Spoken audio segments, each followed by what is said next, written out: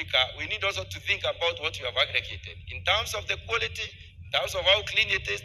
So we have to do the cleaning, the sorting, the grading before we can even store for long. Madam Speaker, if we can declare volumes, large volumes to the extent that we can move into processing, then we will start creating the jobs that our youth need. Our youth in this country have a point when they say that they do not have jobs. As people who are in the policy making now, we need to think of how can we create jobs.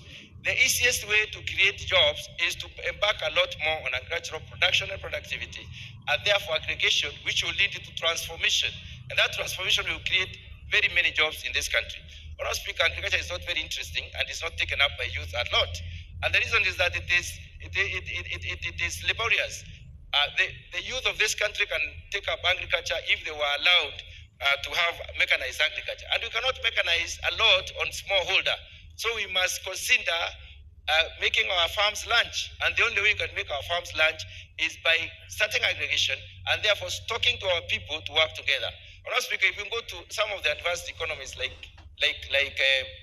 Germany, you will find them having what we call machine ringing.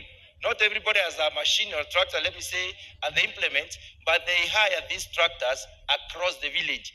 The production villages, agricultural production villages produce together. In other words, they prepare their land together, they plow together, they harrow together, they plant together, and therefore they aggregate. And thereafter, they set up a factory to process what it is that they aggregate.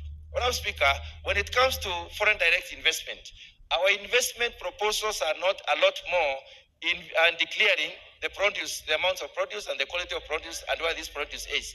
The reason is that we are not organized. We do not have credible data in terms of what we produce, and we need to invest in serious data capture and the derivation of this data so that we can be able to get to know exactly what is produced where, when is it produced, and therefore help our farmers.